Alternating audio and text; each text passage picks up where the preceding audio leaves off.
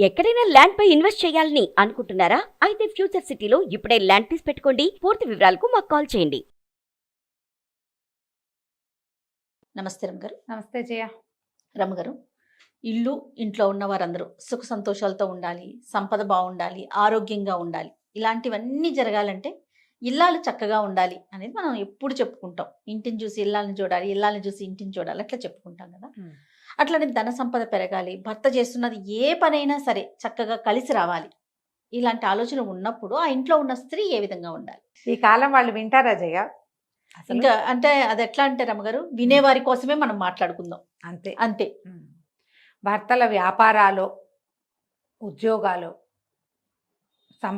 సంపాదన పెరగాలంటే basic rules కొన్ని ఉన్నాయి జయ. ఎవరికైనా భర్తలకేంటి, ఒక ఇంట్లో వాళ్ళకి డబ్బులు రావాలి, ధనం వృద్ధి చెందాలి, వాళ్ళు చేస్తున్న ఏ వృత్తి వ్యాపారాలైనా ముందుకెళ్ళాలి అంటే మొదట ఇల్లు శుభ్రంగా ఉండాలి, శాంతిగా ఉండాలి, ఇంట్లో ప్రశాంతత ఉండాలి. ఏ పూజా విధానాన్ని వీళ్ళు అవలంబిస్తారో వాళ్ళ కుటుంబాల్లో ఆ విధానాలు మానకూడదు, మార్చకూడదా. కొత్త దేవుడు అండి అని కొత్త దైవాలను తెచ్చుకోకూడదు. తెచ్చుకో, కానీ పాత దైవాన్ని విడనాడకూడదు. వాళ్ళ ఇంట్లో ఒక పద్ధతి ఉంది. ఇప్పుడు కోడళ్ళు బయట నుంచి వస్తే ఏం చేస్తారంటే జయ, తల్లుల ప్రాభవం ఎక్కువగా ఉందనుకో, పుట్టింటి పూజలు తెస్తారు. తేయకూడదని కాదు, తేవచ్చు, పాతది మానేస్తారు. అత్తవారింట్లో ఒక నిత్యము అక్కడ పూజింపబడే దైవము, చేయబడే ఒక విధానము, అవలంబించే ఒక ధర్మము, ఆ ఇళ్లలో ఒక పద్ధతి ఉంది. ఎవరికైనా అన్నం పెడతారు, పక్షులు గూళ్ళు పెట్టుకుంటాయి వాళ్ళ పెరట్లో, అలాంటివి కూడా చేయ. తర్వాత ఎవరికైనా ధన సహాయం చేస్తారు, ఏటా ఇంతమందికి బట్టలు ఇవ్వాలని, ఇంతమందికి ధనం ఇవ్వాలని చేస్తుంటే ఇది కంటిన్యూ చేయాలి. అవి మానకూడదు. రైట్. అత్తగారు చేసేవి ఏవైనా, అత్తవారింట్లో జరిగేవి ముందంతా లేదండి మా అత్తగారే మొదలు పెట్టారు, నేను చేయకపోతే ఏమవుతుంది అని అడగద్దు. అత్తగారు కూడా చేసేవైతే మంచిదే, కానీ మన అత్తవారింట్లో ఒక విధానం సాగుతోంది, దానివల్ల వీళ్ళు బెటర్మెంట్కి వచ్చారు అంటే బాగున్నారు అంటే అది మానకూడదు. ఏవైనా చెడ్డ పనులు ఉన్నాయి వాళ్ళ ఇంట్లో, దీనివల్లే మీకు ధన సమృద్ధి లేదు అని మీరు ఏ పురోహితుడితోనో, ఏ జ్యోతిష్యుడితోనో, ఏ ధర్మశాస్త్రం, ఏ విచారణ చేసి చెప్తారు కదా, ధర్మ విచారణ చేసి వాళ్ళ వల్ల కనుక తెలుసుకుంటే ఆ పర్టికులర్ విధానం మానుకోవచ్చు. ఓకే. కానీ శుభప్రదమైనది, నలుగురికి ఉపయోగపడేది, ఈ ఇంట్లో నుంచి కొంత బయటికి వెళ్ళి పాజిటివ్ ఎనర్జీగా మారేది ఏదైనా ఉంటే అవి మానకూడదు. ఇల్లు శుభ్రంగా ఉంచాలంటే జనాలకి ఇప్పుడు ఓసిడి ఒకటి పట్టుకుంది. వాళ్ళు రేపు కోవిడ్ తర్వాత విపరీతంగా ఓసిడికి గురయ్యారు. అవునండి. ఓసిడిలో ఇల్లు శుభ్రంగా ఉండటం, ఎంతసేపు సర్దిందే సర్ది, తుడిచిందే తుడిచి, కడిగిందే కడిగి, కూరగాయలు విపరీతంగా కడగటం, ఎంతసేపు హెల్దీ తిండని అదో పిచ్చి. పీరియడ్ ఇష్యూస్, అది కలుపుకుంటే ఏమొస్తుందో, ఇది కలుపుకుంటే ఏమొస్తుందో, అది కలిసిపోయింది కాబట్టి అదేదో అవుతుందేమో, ఇలాంటి భయాలు పిచ్చల కింద ప్రబలిపోతున్నాయి. పిచ్చ వల్ల ఏమి బాగుపడదమ్మా, పిచ్చి కింద పిచ్చే డెవలప్ అవుతుంది. అవును. పిచ్చికి పడద్దు. అలాంటివి ఏమైనా ఉంటే దాన్ని రిపేర్ చేసుకోండి, దానికి వైద్యం చేయించుకోండి.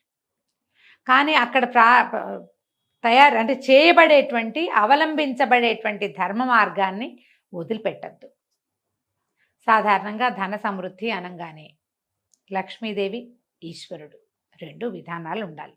లక్ష్మీదేవికి పూజ, మామూలుగా లక్ష్మికి పూజ అంటే మనం లక్ష్మీదేవిని పెట్టుకుని లక్ష్మీ అష్టోత్తర శతనామావళి చేసి నిత్యలక్ష్మి పూజ చేయటమే కాదు. లక్ష్మీదేవికి కొట్లాటలు ఉంటే నచ్చదు. మీరు పక్కింటి వాళ్ళతో పోట్లాట, వాకిట్లోకి ఎవరైనా వస్తే పోట్లాట, స్విగ్గీ జొమాటో వాడు వస్తే ఆ వాళ్ళతోటి కూడా వాదన, వాళ్ళతోటి కూడా వాదిస్తారమ్మా. ఏంటో సార్ అనలేదని, అవునన్నారని, మర్యాదగా మాట్లాడలేదని, ఎవరో ఒకరితోటి పోట్లాట. ఇందులో ఆడమగ తేడా లేదమ్మా పోట్లాటలకి. అన్నిటికీ పోట్లాడము. ఇంట్లో వాళ్ళే మా భార్య భర్త కొట్టుకుంటూ ఉండటం, అత్త కోడళ్ళు కొట్టుకోవటం, వీటి వల్ల సమృద్ధి రాదు. అవి తగ్గించుకోండి. వ్యాపారం పెరగాలంటే ప్రధానమైన సూత్రం అది. ఇప్పుడు భర్తలు చాలామంది అన్నదమ్ములు వ్యాపారాల్లో కలిసి ఉండి ఇళ్లల్లో సెపరేట్గా ఉంటారు. అలాంటి వాళ్ళు కూడా కనిపిస్తారు. మనము వాళ్ళకి తగాదా పెట్టేలాగా ప్రవర్తించకూడదు. సెల్ఫ్కి పెద్దపీట వేయకూడదు. సర్వతోముఖాభివృద్ధి, ఫ్యామిలీ ముందుకెళ్ళాలంటే నా సంగతే నేను చూసుకుంటా అన్న ఊహ చేయకూడదు. అప్పుడు ముందుకెళ్తాం. నీ ఒకదాని కోసం చూస్తే ఇంకేముంది, సంఘటిత శక్తులు అవి ఏమి ఉండవు అక్కడ. మనమే ఉంటాం. కొన్నాళ్ళకి మనం సెపరేట్ అయిపోతాం. ఈ ఒంటికాయ సొంటి కొమ్ము జీవితం ఏం సుఖం? దానివల్ల సుఖం లేదు కదా. అవును. లక్ష్మీ పూజ చేయటం, తర్వాత ఈశ్వరారాధన చాలా మంచిది. ఇప్పుడు మనకేంటంటే పర్వదినాలు వస్తాయి. ఇప్పుడు ఈ నమ్మకాలు లేని వాళ్ళకి ఏం చెప్తామంటే, వాళ్ళకి ఇది పూజ చేసే నమ్మకాలు పెట్టి ప్రార్థన చేసే నమ్మకం ప్రతివాడికి ఉంటుంది. పూజ ప్రార్థన రెండు సమానమేనమ్మా, ఒకటే. నువ్వు అది చేస్తావా ఇది చేస్తావా, ఏ విధానాన్ని అవలంబిస్తే దాన్ని సజావుగా అవలంబించండి. మీకు ఇంకొకటి ఏదో మీ సిస్టము, ఆ సిస్టంలో కూడా దానము, ఇతరులకి సహాయము, ధర్మ ప్రవర్తన అన్ని ధర్మాల్లోనూ ఉంటుందమ్మా. కదా. దేనిది దానికే, దేని రకం దాందే. వాళ్ళకి ఏదో చెప్తారు, ఇంత ఇంత దానం చేయాలని, ఇంత కలిసి ఉండాలి, ఏవో ఉన్నాయి కదా. ఇది ధరించాలి, ఇప్పుడు పూజ చేయాలి, ఈ సమయంలో ఉపవాసం ఉండాలి, అందరికీ ఉన్నాయి. మీకు ఏది ఉంటే అది పాటించండి. ఏ రకమైన ఆరాధన ఉంటే ఆ రకమైన ఆరాధనని ముందుకు తీసుకెళ్ళండి. ఈశ్వరుని పూజ కూడా ఖచ్చితంగా శివారాధన ధన సమృద్ధికి కారణమవుతుంది. శివుడు ఐశ్వర్య ప్రదాత, మోక్ష ప్రదాత కూడా. ముందు ఐశ్వర్యాన్ని సాధించండి, మీకు లభించిన ఐశ్వర్యాన్ని పంచండి ప్రపంచం మీద. అప్పుడు మోక్షం వైపుకు వెళ్లేందుకు కూడా దారి కనపడుతుంది. అంతే. మీకు వచ్చిన దాన్ని మీరే దాచిపెట్టుకుంటూ ఉంటే కొన్నాళ్ళకి ఏమవుతాం, నరకంలో పడతాం మనం. మోక్ష సాధన లేదు. ఇంకా మనకి ఎంత వచ్చినా సరే అందులో నుంచి కొంత దానం చేయాలి, కొంత ప్రపంచం మీద ఖర్చు పెట్టాలి, కొంత ఇతరులకి అయాచితంగా ఇచ్చేసేయాలి. వాడు అడిగితే ఇవ్వడం కాదు, నీ అంతటి నువ్వే ఇస్తూ ఉంటే వస్తూ ఉంటుంది. వ్యాపార సూత్రంలో ప్రధానమైనది జయ, ఎంత బయటికి వెళ్తే అంత వస్తుంది. 10 వాళ్ళని పెంచుకోండి. అందరివి ఒక 5 కుటుంబాలు, 5 మంది ఉన్నారు మీ దగ్గర, 50 మంది ఉన్నారు, వాళ్ళందరూ బాగుండేలాగా చూసుకోండి. అందరూ సంతోషంగా ఉన్నారు. ఎవరికో ఏదైనా ఇబ్బంది వచ్చింది, ఈ సంస్థ ఎవరైతే ఉన్నారో వ్యాపారస్తులు, మేము ఉన్నాం పర్వాలేదు మేము చూసుకుంటాం, వాళ్ళు ఇంకా లాయల్గా పనిచేస్తారు. దాని నుంచే కదమ్మా డబ్బు వచ్చేది. మన వ్యాపారం ఇంకా బాగా పెరుగుతుంది. ఇవన్నీ బేసిక్ రూల్స్ కదా. అంతే కదా. ఇవి ఒకళ్ళలో ఉంటే సరిపోదు జయ, మంది మీదకి వెళ్ళాలి ఇవి. ఇప్పుడు ఒక ఫ్యామిలీ పెద్దకి ఈ రకమైన అవగాహన ఉంది, మిగిలిన వాళ్ళంతా వ్యతిరేకించకూడదు. వాళ్ళు వ్యతిరేకిస్తుంటే వాళ్ళని కూర్చోబెట్టి వాళ్ళకి అర్థమయ్యేలాగా చెప్పాలి. ఇది మన వ్యాపార సూత్రం, ఇదే మన ఐశ్వర్యానికి కారణం. ఇలాగే ఉండాలి. దీన్ని ఈ రకంగా మీ ఐడియాలజీ అంతా బయట ఏదైనా చేసుకోండి, ఈ ఫ్రేమ్లో మాత్రం ఇంతే మీరు, అంతే. ఇలా ఖచ్చితమైన నియమావళి గనక ఈ ఇళ్లల్లో ఉంటే ఆడవాళ్ళకి ఉండాలి. మగవాళ్ళు దానాలు చేసేవాళ్ళైనా ఆడవాళ్ళ చేతులు చిన్నవనుకో కష్టం, ఇంకేమిస్తారు. అవును కదా.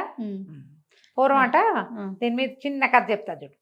ఒక ఆయన పిసినారు, వాడు వ్యాపారస్తుడు, బాగా సంపాదించాడు.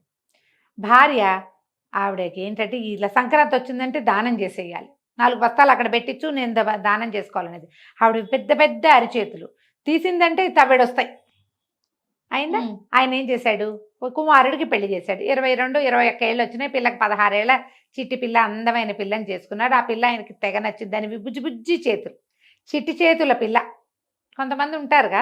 అక్కడి నుంచి పెళ్ళి అవగానే ఏమన్నాడు, ఏమే ఇన్నాళ్ళు నువ్వు చేసావు దానం, ఇక నుంచి కోడలు చేస్తుంది, నువ్వు ఇంకా ఒడ్లు బియ్యము దానం చేయడానికి పూనుకోవద్దు. ఓకే.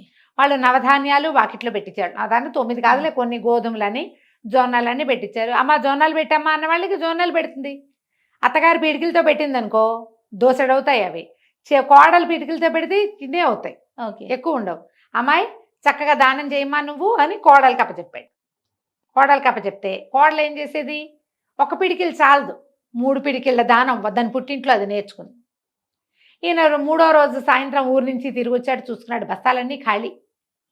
పిల్ల కనుక పిడికిడితో కాదు దోసెడితో పెట్టినా ఎక్కువ పోవే, సగం పైగా ఉండాలి. ఆశ్చర్యపోయాడు, ఇదేమిటి ఇటా అయింది అని. ఆ అమ్మాయిని అడిగాడు, అమ్మాయి అందరికీ దానం చేసామంటే, చేశాను మామయ్య గారు, చక్కగా చేశానండి. మెల్లిగా భార్యను పక్కకి తీసుకెళ్ళి అడిగాడు, ఏమే దాన్ని చెయ్యి చూడు, ఆ పిల్ల చెయ్యి అంతే, చిట్టి పద్మం వల్ల ఇంతే చెయ్యి, అది ఎంత పెట్టినా వెళ్ళవే, ఎంతమందికి పెట్టినా ఇటా పెట్టింది, మొత్తం ధాన్యం అంతా అయిపోయింది, అన్ని బస్తాలు ఖాళీ అయిపోయినాయి, ఏం మిగలేదు, కనుమ నాటికి ఖాళీ మొత్తం. అడిగితే ఈవిడ చెప్పింది, నేను 1 దోసెడే పెట్టేదాన్ని, దాని వాళ్ళ పుట్టింట్లో వాళ్ళ నాన్నగారు 3 పిడికిళ్ళు పెట్టించేవాట, 3 దోసెలు పెట్టించేవాట. 3 దోసెలు అత్తగారి దోసెల కంటే పెద్దవే అవుతాయి. అంతేగా. పిల్ల అలవాటుగా పెట్టింది, నువ్వు దానం చేయమని ఇచ్చేవు. ఆయన నెత్తి మీద చెయ్యేసుకున్నాడు. వెళ్ళే అలవాటు ఉంటే మన ఇంట్లో నుంచి ఎట్లయినా వెళ్ళిపోతుంది. ఆ దారి చెయ్యండి. పిల్లలకి కూడా అట్లా డొనేట్ చేసే అలవాటు చేయండి. పిల్లల పాత బట్టలు డొనేట్ చేయండి, పాత పుస్తకాలు డొనేట్ చేయండి, కొన్ని కొత్త బట్టలు కొత్త పుస్తకాలు కూడా చేయండి. పాతవే చేసి ఊరుకోవద్దు, అవును. కొత్తవి కూడా చేయండి. చదువుకునే పిల్లలకి చదువు చెప్పించండి. పని వాళ్ళ పట్ల అతి కఠినంగా వ్యవహరించద్దు. చెయ్యి విడిస్తే సంపద వస్తుంది. లక్ష్మీ పూజ, శివారాధన ఈ 2 నియమంగా ఉంచుకోండి. రైట్. నమస్తే అమ్మగారు. నమస్తే జీ.